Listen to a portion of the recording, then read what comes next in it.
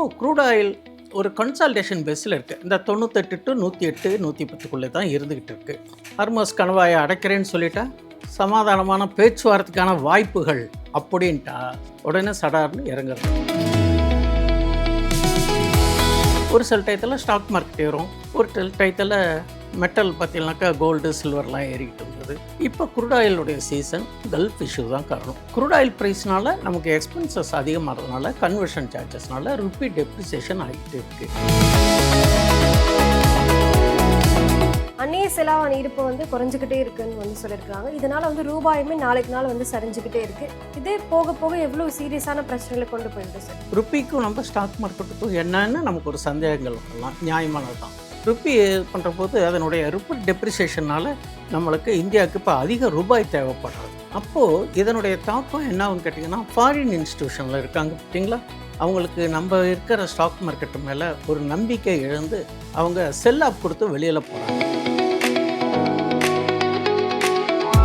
Rupee 90 கீழே வந்ததுன்னா investors to consider the stocks. இப்போ போய் பண்ணுறதுக்கான நேரம் இன்வெஸ்டர்ஸ்க்கு இல்லை.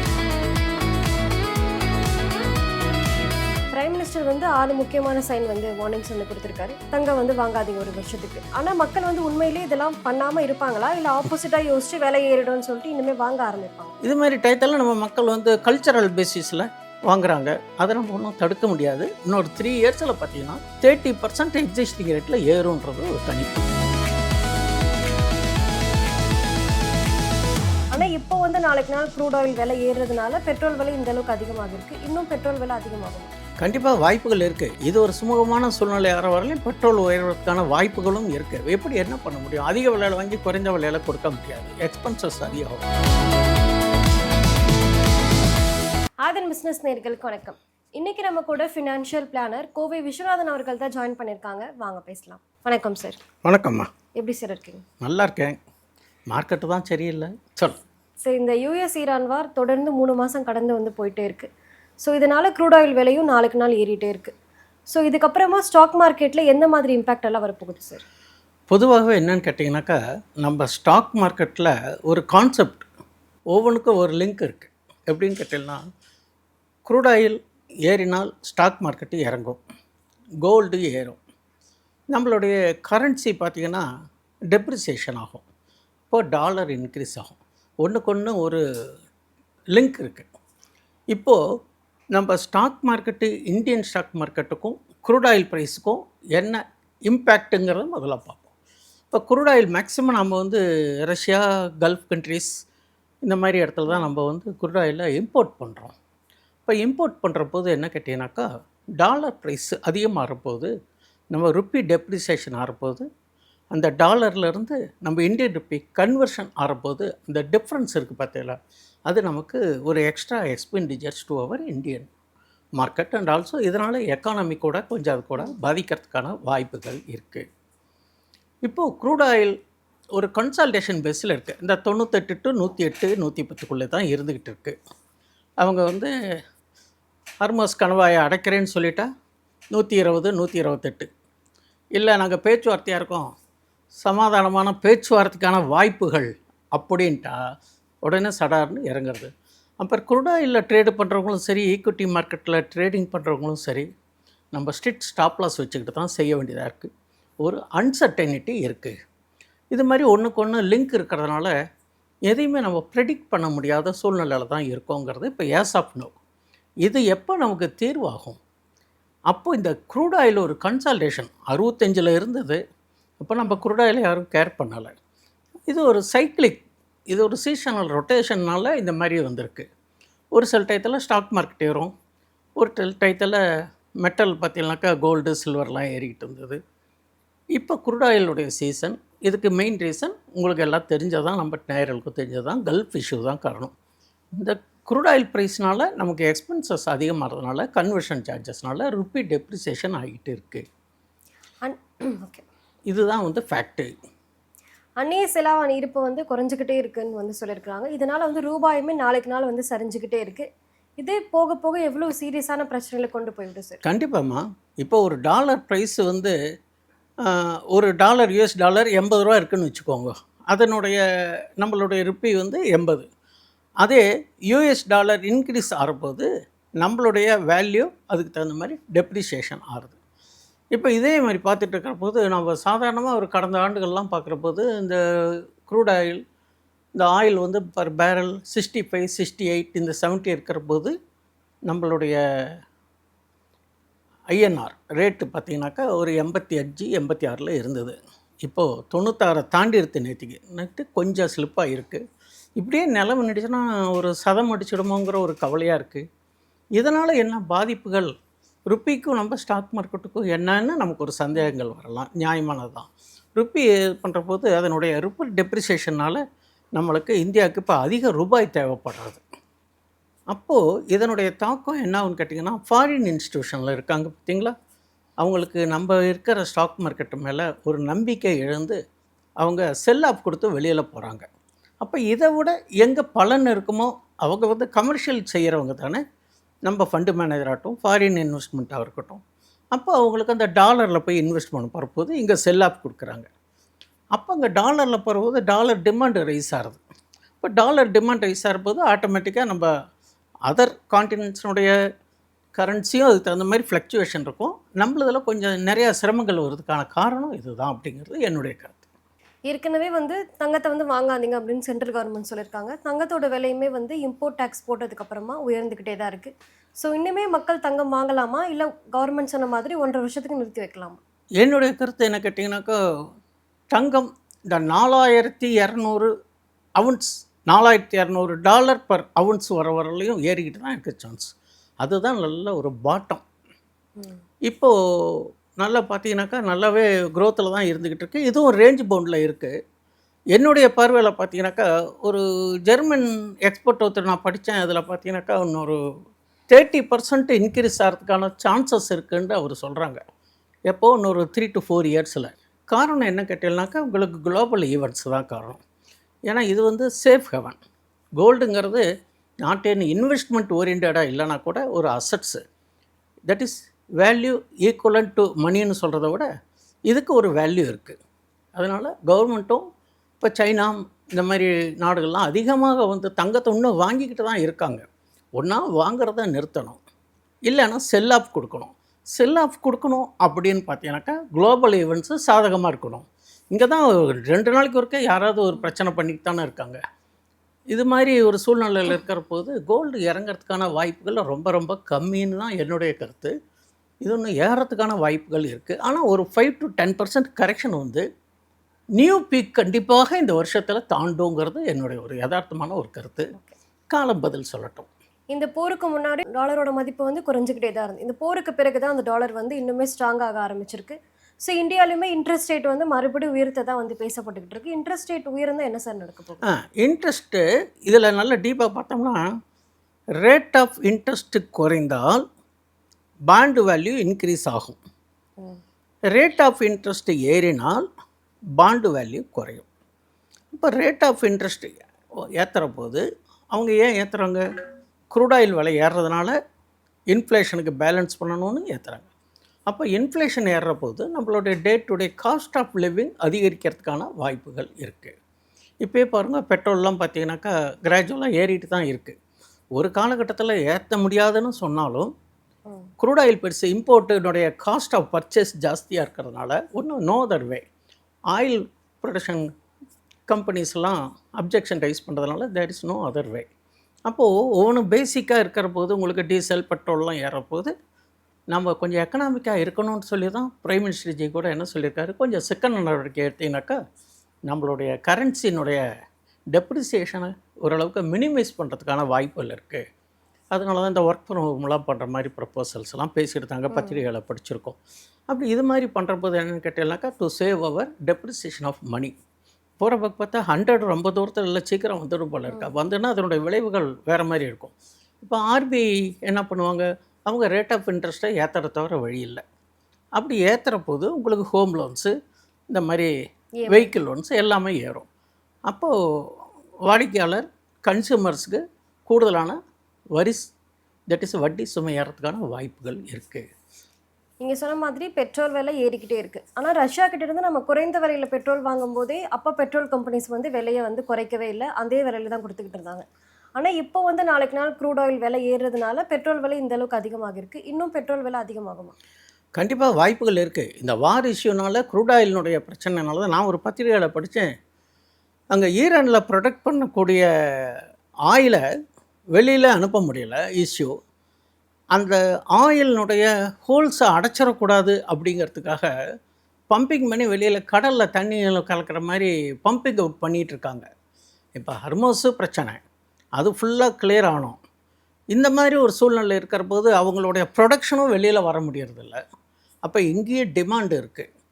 இது ஒரு சுமூகமான சூழ்நிலை ஆகிற வரலையும் பெட்ரோல் உயர்வதற்கான வாய்ப்புகளும் இருக்குது. எப்படி என்ன பண்ண முடியும்? அதிக விலையில் வாங்கி குறைந்த விலையில் கொடுக்க முடியாது, எக்ஸ்பென்சஸ் அதிகம்.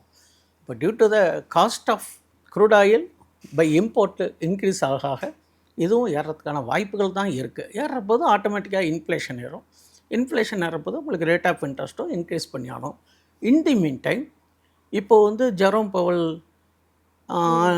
ஃபெடரல் கவர்னர் என்ன பண்ணுறாங்கன்னா, இப்போ ஒரு மே மாதத்தில் ரிட்டையர்மெண்ட் அவருக்கு அப்புறம் கெவின் வாஷ் வர்றாரு. அவர் வர்றாருன்னு நினச்சி ஏற்கனவே கோல்டு ஒரு ஜர்க்கு கொடுத்தது. இப்போ இவர் வந்து புதிய அறிமுகங்கள் எப்படி ரேட் ஆஃப் இன்ட்ரெஸ்ட் அங்கே மெயின்டைன் பண்ணுறாங்களோ, இப்போ அங்கே பார்த்தீங்கன்னா 2.63க்குள்ளே தான் இருக்குது இன்ஃப்ளேஷன். நம்மளது பார்த்திங்கனாக்கா 5.8 அண்ட் 6 லெவலுக்கு மேலே தான் இருக்குது நம்மளது. அப்போ நம்ம இன்ஃப்ளேஷன் 7க்கு ஆகும்போது இங்கேயும் ரேட் ஆஃப் இன்ட்ரெஸ்ட்டாக ஏற்ற வேண்டிய சூழ்நிலை தான் வரும். அங்கேயும் அவங்க என்ன பண்ணுவாங்க கேட்டிங்கன்னா, வந்தோடனே ரேட் ஆஃப் இன்ட்ரெஸ்ட்டை குறைக்கிறதுக்கு வாய்ப்பு இல்லை, ஸ்டேட்டஸ் கோ பண்ணலாம். அப்படி குறைத்தால் இன்ட்ரெஸ்ட் ரேட்டு ஃபெடரலில் குறைச்சனா கண்டிப்பாக தங்கம் விலை ஏறும். இப்போ வந்து நீங்கள் சொன்ன மாதிரி இன்ஃப்ளேஷன் 6% இருக்குது. ஸோ இப்போ இருக்கிற விலைவாசியில் ஏறும்போது இன்ஃப்ளேஷன் கண்டிப்பாக ஒரு 7லேருந்து 7.5% போகிறதுக்கு வந்து வாய்ப்பு இருக்குது. ஸோ இப்படியே போய்ட்டு இருந்தால் சாமானிய மக்கள் எப்படி இதில் மேனேஜ் பண்ணுறது சார்? சிரமம் தாங்க. இப்போ என்ன கேட்டேன்னா, அதுக்கு தான் நம்ம என்ன சொல்கிறோம், ஒரு பொருள் வாங்கணுமான்னு ஒரு இடத்துக்கு 4 தடவை யோசனை பண்ணணும், சிக்கன நடவடிக்கை மேற்கொள்ளணும். கூடுமானில் கண்ணில் பட்டதெல்லாம் ஆன்லைனில் வாங்கக்கூடாது, தேவையானதை வாங்கணும். வீட்டுக்கு என்ன தேவையோ அதை அனலைஸ் பண்ணி once before buying think twice or thrice பண்ணினா தான் அப்போ நம்ம செலவை குறைக்கிற போது ஆட்டோமேட்டிக்காக வருமானத்துக்கு தகுந்த மாதிரி செலவு பண்ண முடியும். உண்மையிலேயே இப்போ கொஞ்சம் சிரமமான காலகட்டம் தான். நம்ம சிக்கன நடவடிக்கை ஏற்படுத்தி காலம் ஓட்டுறது கொஞ்சம் கேர்ஃபுல்லாக தான் செய்யணும்.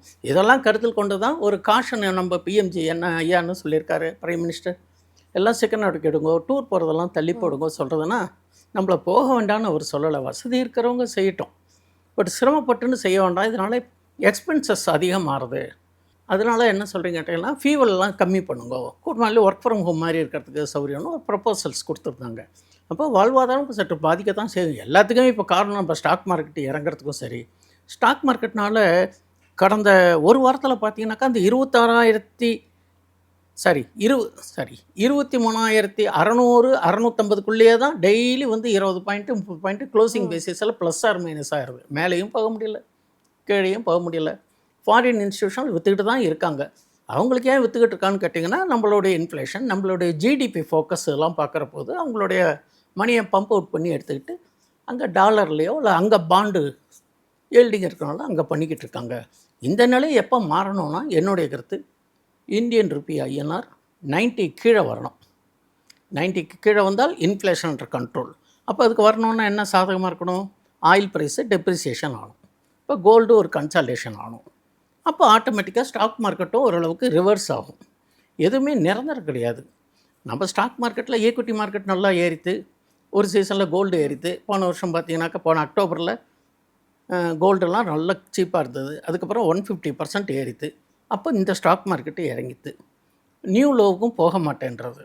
இடையில இந்த க்ரூட் ஆயில் மட்டும் அப்போ 68 ரூபா 70 ரூபா இருந்தது. அது இப்போ 168 ரூபா போயிட்டு இப்போ 108 ரூபா 110 ரூபா ரேஞ்சிலே சிக்ஸாக்காக இருக்குது.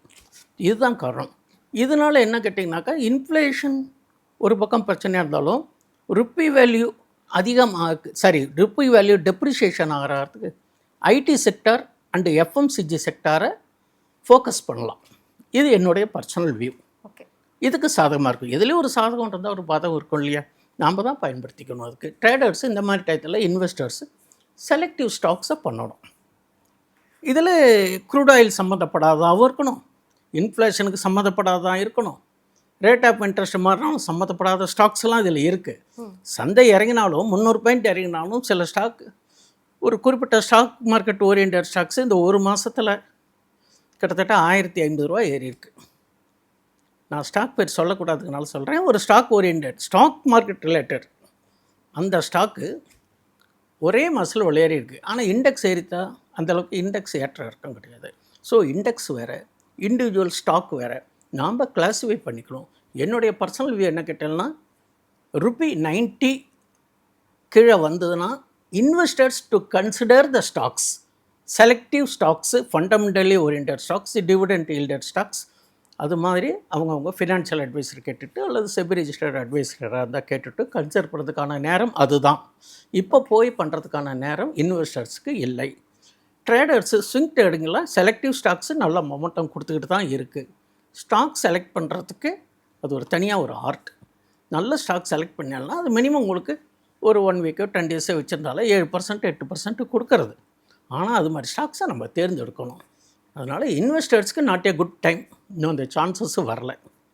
பிரைம் மினிஸ்டர் வந்து 6 முக்கியமான சைன் வந்து வார்னிங்ஸ் வந்து கொடுத்துருக்காரு.